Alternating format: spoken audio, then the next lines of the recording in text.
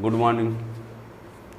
आज आप लोगों के लिए इस लेक्चर में 11th क्लास फिजिक्स है। 11th class physics chapter 2 unit and dimension, unit and measurement में डायमेंशन टॉपिक है। ठीक है, 11th class physics chapter 2 unit and measurement में को टॉपिक जो है वो डायमेंशन है। तो जो चैनल में नए हो चैनल को सब्सक्राइब कर लेंगे तो और भी वीडियो का नोटिफिकेशन मिलता रहेगा, क्योंकि इस चैनल में फिजिक्स के पूरे वीडियो 11th और 12th Hindi medium, English medium पूरे फिजिक्स इसमें है ना। तो पूरा फिजिक्स पढ़ने के लिए आप चैनल सब्सक्राइब किए रहेंगे तो सबका नोटिफिकेशन मिलता रहेगा टाइम टू टाइम। तो टॉपिक है डायमेंशन। डायमेंशन क्या होता है? डायमेंशन ये आप लोगों को बता दें, इसको पीछे लेक्चर में आप देख सकते हैं।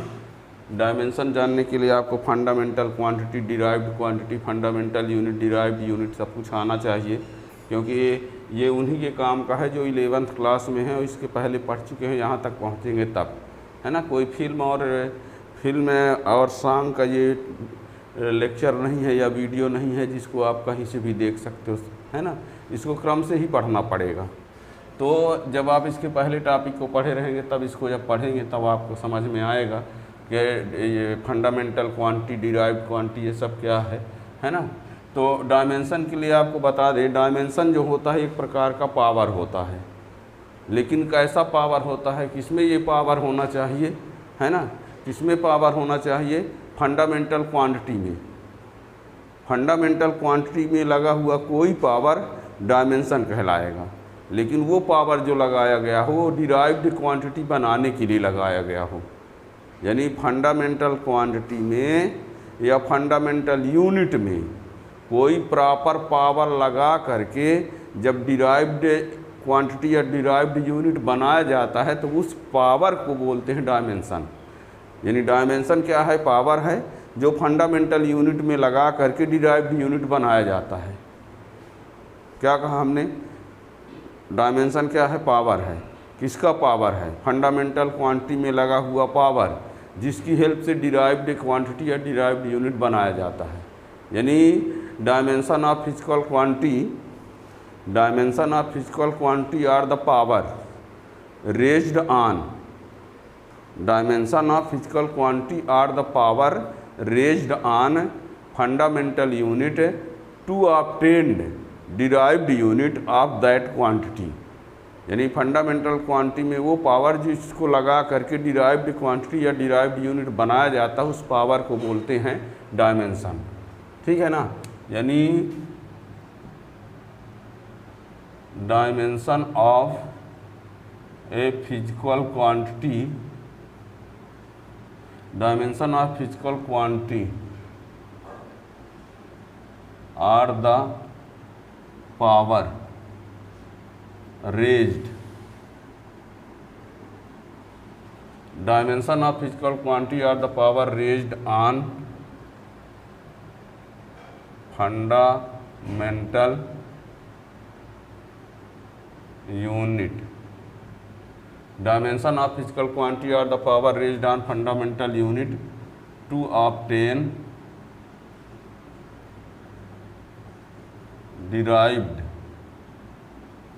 derived unit of that quantity।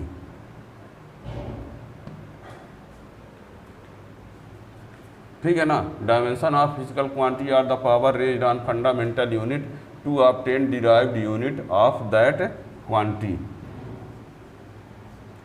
अब ये बता दें आप लोगों को कि जब डायमेंशन लिखा जाता है तो डायमेंशन के लिए डायमेंशन और डायमेंशन फार्मूला भी आगे पढ़ेंगे आप लोग। तो ये बता दिया जाए थोड़ा सा कि यहाँ पर मास के लिए जो है वो m लिखा जाता है ना। और लेंथ के लिए क्या लिखा जाता है? L लिखा जाता है। और टाइम के लिए क्या लिखा जाता है? T लिखा जाता है। और टेम्परेचर के लिए क्या लिखा जाता है? टेम्परेचर के लिए थीटा लिखा जाता है। और करंट के लिए एम्पियर लिखा जाता है, और लाइट इंटेंसिटी में CD लिखा जाता है। कैंडेला से मतलब है लाइट की इंटेंसिटी से, ठीक है ना। और ये लेंथ में length, width, height, distance, arc, radius, जो भी कुछ हो, है ना। तो ये बता दें, थोड़ा सा इस बात को जानते रहिएगा कि डायमेंशन और डायमेंशन फार्मूला के समय मास के लिए क्या इंडिकेट किया जाता है? m। लेंथ के लिए length, width, distance, arc, radius, ये सब के लिए l। टाइम के लिए t, टेम्परेचर के लिए थीटा, करंट के लिए एम्पियर से a है, तो लाइट के लिए ये।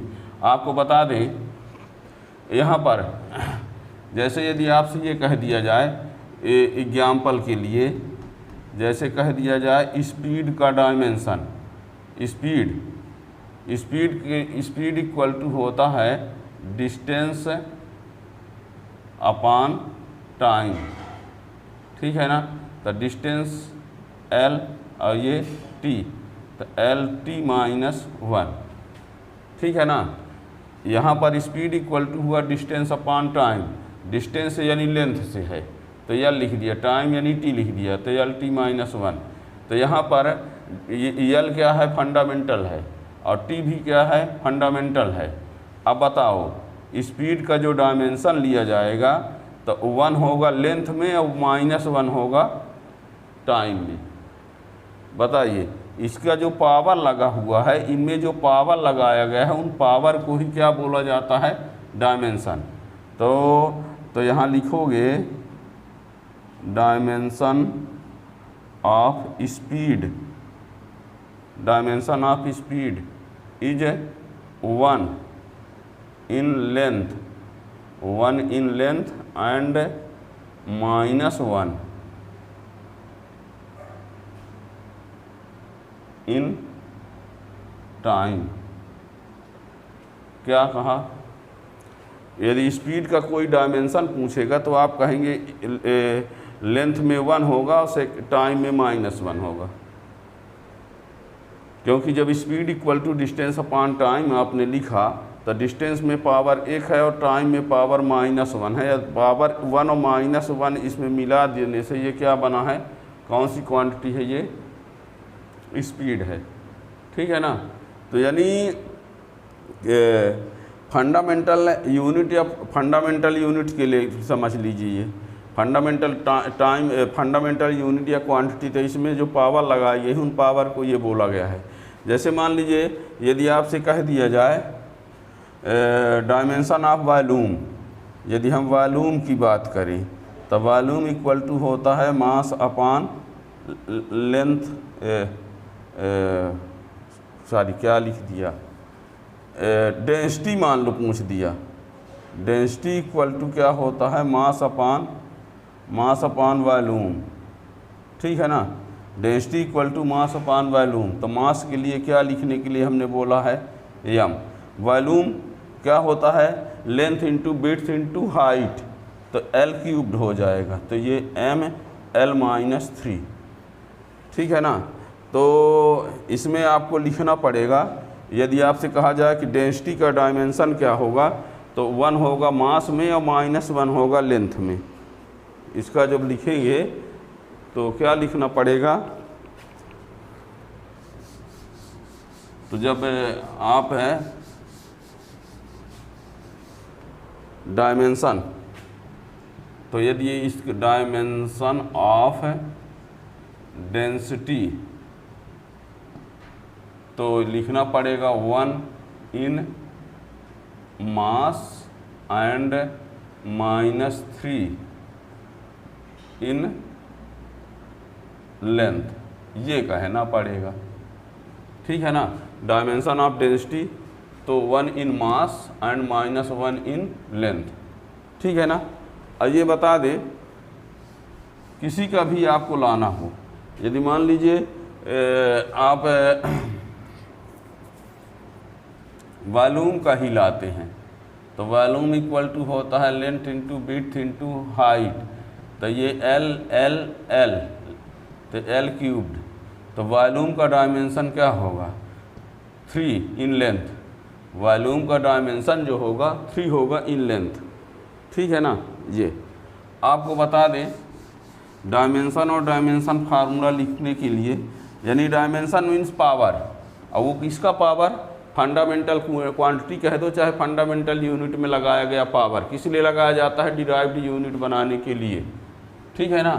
तो ये आपको बता दें मैकेनिक्स में, ये आपको बता दें मैकेनिक्स में जिन का यूज होता है वो होता है एम का, एल का और टी का। मैकेनिक्स में एम एल टी तक का यूज होता रहेगा, ठीक है ना। और हीट वाले टर्म में एम एल टी और theta, M L T theta, ठीक है ना। ये किस में, हीट वाले में आएगा। और लाइट वाले में, लाइट के अंतर्गत जो क्वांटिटी रहेंगी उसमें एम एल टी और सी डी कैंडेला। और इलेक्ट्रिसिटी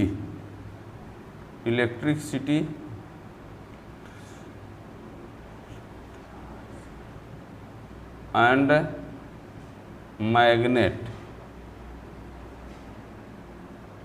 मैग्नेटिज्म,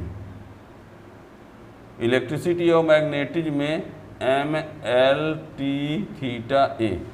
ये आपको बता दें मैकेनिक्स के अंतर्गत जो आएगा क्वांटिटी उसमें एम एल टी ही टर्म रहेंगे, मास लेंथ टाइम।